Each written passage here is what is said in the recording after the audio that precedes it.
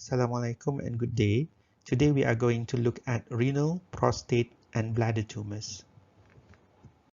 At the end of this lecture, you will be able to describe briefly on the epidemiology, risk factors, morphology, clinical features and complications of the following tumors: the renal cell carcinoma, renal pelvis cancer, Wilms tumor, adenocarcinoma of the prostate and bladder cancer. This is the WHO classification of tumors of the kidney. As you can see, there are many types of tumors. We will look at some of these renal cell tumors, particularly clear cell renal cell carcinoma, which is the most common type. Another tumor that we will look at is under nephroblastic tumors occurring mainly in children. We will look at nephroblastoma or Wilms tumor. The renal tumors can originate from different types of cells. For example, the renal cell carcinoma originates from the renal tubular epithelium, whereas the Wilms tumor originates from the nephrogenic rest. Another tumor that we will look at is urothelial carcinoma of the kidney, which arises from the urothelium of the renal pelvis. Renal cell carcinoma is the most common malignant renal tumor.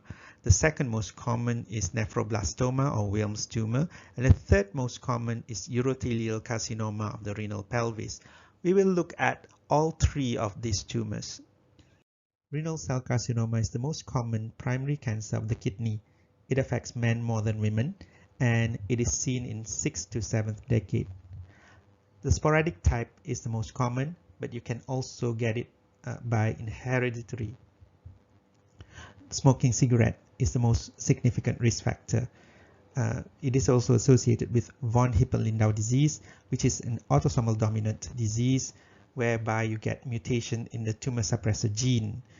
This can manifest as bilateral renal cell carcinoma.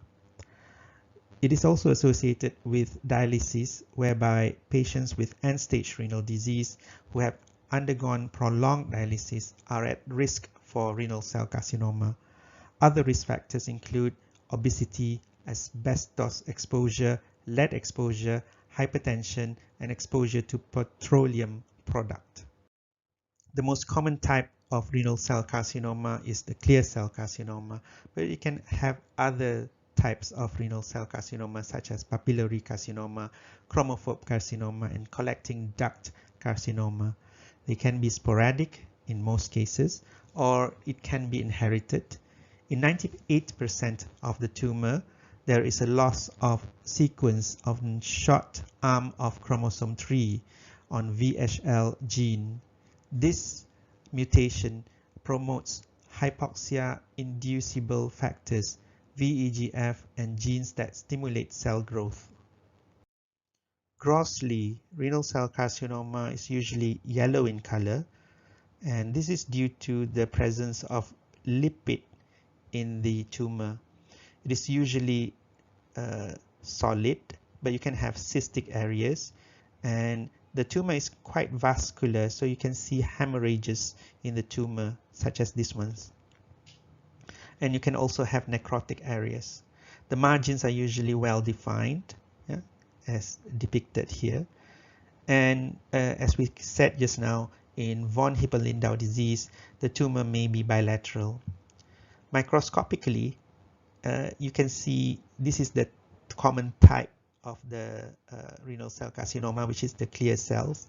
The clear cells are arranged in round or elongated collections. You can see this is the rounded collections of clear cells, and you can see that the cytoplasm is clear because of the presence of lipid. There's usually very little pleomorphism seen, so you can see uniform nuclei all over the tumor. So this is the common type of renal cell carcinoma. Renal cell carcinoma has a tendency for renal vein invasion. From there, the tumor may invade inferior vena cava and extend to the right side of the heart. There is also a tendency to metastasize widely. The lungs are the most common site. Metastatic nodules are hemorrhagic and have cannonball appearance on X-ray.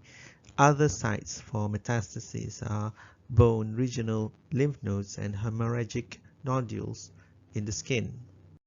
Renal cell carcinoma may remain clinically asymptomatic for most of its course, and is often an incidental finding. The classical triad includes flank pain, hematuria, and abdominal mass. Patients also can have weight loss, fever, hypertension, and left-sided varicocele. The left-sided varicocele is because if you have a tumor in the left side of the kidney, there is usually impaired drainage of the left testicular vein, secondary to the tumor invasion into the left renal vein. Remember that the tumor tends to invade the renal vein. One of the great mimics of medicine is renal cell carcinoma. It tends to produce paraneoplastic syndrome such as polycythemia, hypercalcemia, hypertension, Cushing syndrome, eosinophilia, and others. Among the lab findings in renal cell carcinoma cases are elevated ESR, which is found in 50 to 60% of cases. Patients may also have normocytic anemia or anemia of chronic disease, and ectopic secretion of hormones such as erythropoietin and parathyroid hormone. This can produce secondary polycythemia and hypercalcemia respectively. The 5-year survival rate of renal cell carcinoma is 95% when there is no distant metastasis, and 60% when there is renal vein invasion and extension to the perinephric fat. It is managed by radical nephrectomy, partial nephrectomy to preserve renal function, and there are also drugs that inhibit the VEGF and tyrosine kinase for patients with metastatic disease. The most common type of renal pelvic cancer is urothelial carcinoma. The risk factors for urothelial carcinoma in the renal pelvis are smoking, which is the most common risk factor, analgesic nephropathy, aniline dye, and cyclophosphamide. Squamous cell carcinoma can also occur in the renal pelvis. The risk factor for squamous cell carcinoma in this site are renal stones and chronic infection. Both of these factors produce chronic irritation which causes squamous metaplasia in the renal pelvis that can progress to squamous cell carcinoma. The cut surface of the kidney removed surgically here demonstrate the normal cortex and the normal medulla of the kidney. The calyx, however, shows a papillary tumor masses, and this happens to be urothelial carcinoma. And you can see that the urothelial carcinoma has the urothelial cells. These are the urothelial cells, and they are arranged in papillary projections, just like tongue-like structures. This urothelial carcinoma of the renal pelvis usually presents early. The tumor fragmentation causes hematuria or blood present in the urine. These tumors may block the urinary flow, and this may cause hydronephrosis. The prognosis is not good. They commonly infiltrate the renal pelvis or the renal calyx, and 5-year survival rate is about 50 to 100% for low-grade non-invasive tumor, while the high-grade invasive tumor has a 10% 5-year survival rate. Next, we look at Wilms tumor, which is a childhood tumor, and this is the most common primary renal tumor in children. It accounts for 5% of childhood cancer. 95% occurs before the age of 10, but mostly occur between age of 2 and 5. The sporadic type is the most common. However, you can get genetic type, especially autosomal dominant inherited. This is associated with deletion of 11p13 at chromosome 11 or WT1 gene, or WT2 gene on 11p15.5 gene.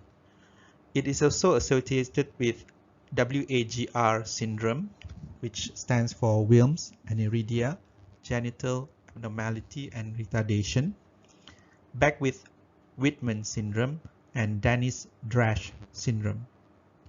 Most of the time, Wilms tumor presents with asymptomatic unilateral palpable mass in a child. They can also present with hypertension. This hypertension is due to the renin secretion, which activates renin-angiotensin-aldosterone system. They can also present with hematuria and abdominal pain. The lungs are the most common site for metastasis of Wilms tumor. With combined therapy, which is nephrectomy followed by chemotherapy with or without post-operative radiotherapy, the 2-year survival is more than 90%. These two pictures show the presence of tumor in a child, which is Wilms tumor. This one affects the upper pole of the kidney, and this affects almost the whole of the kidney. They usually are large, tan gray, grayish in color, and they are solid. They may show cystic changes such as this one, and they may show necrotic areas. So this is hemorrhagic areas. Okay. Microscopically, they show this primitive looking tissue, which is a small round blue cell tumor of appearance. They also show different stages of nephrogenesis. Here you can see primitive glomerular structures. You can see this renal blastema. In this picture, you cannot see the fibroblasts, the cartilage, muscle, and bone. They can differentiate into mesenchymal tissue, and they can also differentiate into epithelial tubular structures. This looks like a tubular structure here. So you have the primitive glomerular structure and tubular structures here. We will now look at the cancer of the prostate. In this section, we will not cover the benign prostatic hyperplasia, which is covered in your PBL. The two major components in a normal prostate is the tubuloalveolar gland, these ones,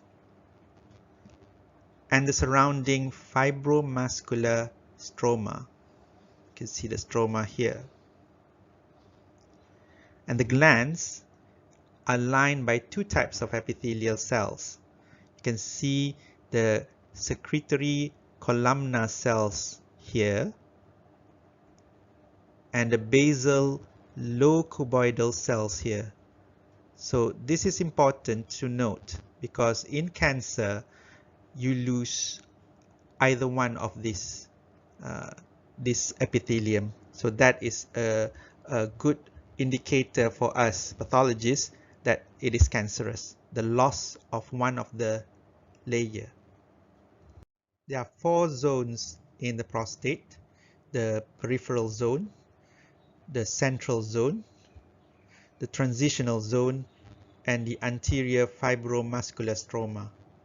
The importance of knowing these zones is the transition zone surrounds the prostatic urethra. This zone is involved in the benign prostatic hyperplasia, and most carcinomas arise in the peripheral zone. Prostate cancer is the most common cancer in the USA men, and in Malaysia is the 5th most common cancer in men after colorectal cancer, lung cancer, nasopharyngeal cancer, and lymphoma. It occurs in men over the age of 50. The screening is recommended at the age of 40. It is low in Asians but high in Americans. The most important risk is advancing age, and also if you have a first-degree relative with a family history of prostate cancer, you are at risk. cigarette smoking, diet high in saturated fat, and androgen is also a risk factor. Androgen plays an important role in the survival and growth of the cancer cells. Prostate cancer is asymptomatic until the disease progresses. The symptoms may be prostatism, urinary symptoms like frequency, urgency, obstructive uropathy, or infection. Hematuria rarely occurs in prostate cancer. Obstructive uropathy implies there is extension of the cancer into the bladder base. Bone pain and back pain can occur if there is metastasis, and the spread is via Batson venous plexus. Alkaline phosphatase is usually increased in metastatic bone disease because of the osteoblastic metastasis.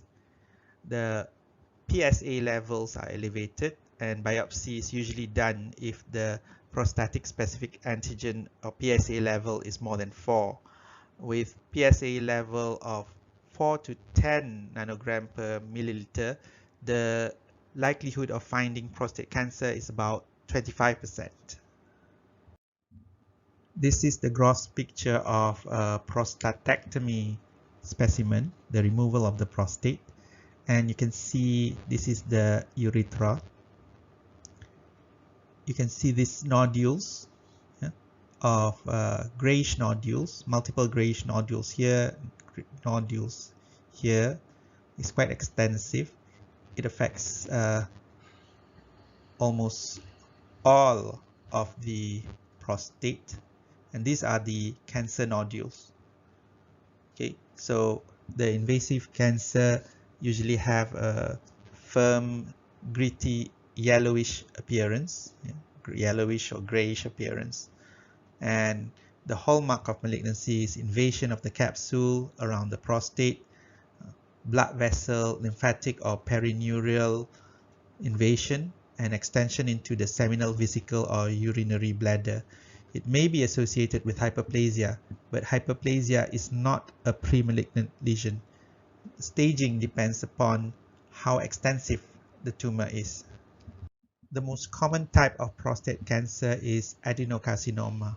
In adenocarcinoma, there are well-defined gland pattern with overcrowding of small glands. So you can see this is the gland. This is the malignant gland. And you see they are lined by only a single layer of cuboidal or columnar epithelium. You don't see the normal 2 layers of the epithelium. Here you see the glands are quite diffuse. You don't see the pattern of the glands anymore. Yeah, so this is epithelial cells, and they are not forming the glandular pattern anymore. The premalignant lesion in the prostate is called prostatic intraepithelial neoplasia. Prostate cancer is graded using the Gleason grade. So the higher the score, the higher the grade. Yeah, so we have Gleason grade 3 plus 3 here. So the highest that you can have is Gleason grade 5 plus 5. Yeah? So the higher the score, the higher the grade, and the importance of knowing this is, along with stage, grading is important for predicting the prognosis of the prostate cancer. The treatment for prostate cancer depends on the severity of the cancer, patient's life expectancy, and expected functional outcome.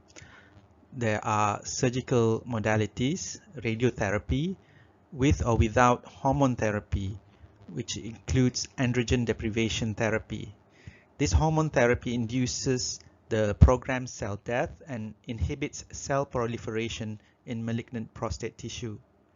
Metastatic prostate cancer is rarely curable. Prostate cancer spread by direct invasion through the capsule into the pelvic soft tissue. It can also spread via hematogenous pathway, mainly to bones, and through the lymph nodes. The prognosis is very good if the cancer is localized. and the life expectancy, if the cancer is localized, is the same as a man without prostate cancer. However, if it metastasized, death is usually within 1 to 3 years. Now we look at the pathology of the urinary bladder. The tumors in the bladder can be divided into benign and malignant. The benign counterpart is a papilloma, which is an uncommon benign papillary tumor. And the malignant counterpart can be divided into low-grade papillary urothelial carcinoma, high-grade papillary urothelial carcinoma, and invasive urothelial carcinoma. The pre-malignant lesion is carcinoma in situ. Urothelial carcinoma is the most common type of cancer that occurs in the renal pelvis, in the ureter, and in the bladder. The old term for urothelial carcinoma is transitional cell carcinoma. Urothelial carcinoma is the most common bladder cancer. It's more common in men, and in Malaysia, it's the 9th most common cancer in Malaysian men. The incidence increases with age. The most common risk factors are cigarette smoking. 50 to 80% of the urothelial carcinoma is associated with cigarette smoking. Other risk factors include aniline dye, arsenic exposure, cyclophosphamide, analgesic nephropathy, beer consumption because of the presence of nitrosamine in the beer. Schistosoma hematobium is associated with squamous cell carcinoma of the bladder in 70% of cases, and it's also associated with urothelial carcinoma in 30% of cases. Many genetic abnormalities have been implicated in the pathogenesis of urothelial carcinoma. P53 mutations are seen in 60% of high-grade cancer, as well as alterations in RB gene, P10 and P16. HRAS oncogene mutation is common in low-grade cancer. Multifocality, whereby the tumor is seen in multiple locations in the bladder, and recurrence of the tumor, whereby the tumor comes again every now and then, are the rule for urothelial carcinoma. The investigation include excretory urography or intravenous pyelogram, followed by cystoscopy and biopsy. The urine cytology is extremely valuable and is often used as the test for diagnosis. Suggestive urine cytology findings should encourage the urologist to perform cystoscopy and possibly biopsy. These two pictures show the gross and microscopic finding of low-grade cancer. This is a cystoscopy picture whereby you see the tongue-like or finger-like projections of the papillary cancer. They are not usually invasive, and most of these papillary tumors are low-grade tumors. The microscopic feature, you can see that it is lined by this thick urothelial epithelium with a central fibrovascular core. So this is the epithelial component, and the center is the fibrovascular core, and you can see this one is one papillary structure and another papillary structure and another papillary structure here. The treatment is transurethral resection for low-grade cancer. They could also use BCG for local inflammatory reaction that destroy the tumor. 98% of patients with low-grade urothelial carcinoma has 10-year survival rate. This picture shows the cystoscopy image of a high-grade cancer. It is one sessile or papillary tumor. This is one polypoidal tumor arising from the bladder surface, and you can see that the cells are more pleomorphic. So you can see that the cells are more hyperchromatic, more atypical, and more pleomorphic than the previous pictures that we see. They are usually invasive when they are high grade, and the prognosis is poor. The treatment may include radical removal of the bladder. Cancer of the bladder presents with painless, gross or microscopic hematuria, which is the most common sign, and they are present in 70 to 90% of cases. They can also present with dysuria, pain during micturition, increased frequency of urination, and if the ureter is obstructed, pyelonephritis or hydronephrosis can occur. Prognosis, well, the recurrence relates to tumor size, the stage, the grade, and multifocality. If the tumor has invaded the detrusor muscle, there are around 30% mortality rate in bladder cancer. We have covered the topics of renal cell carcinoma, urothelial carcinoma of the renal pelvis, Wilms tumor, adenocarcinoma of the prostate, and bladder cancer. Thank you very much. Assalamu alaikum.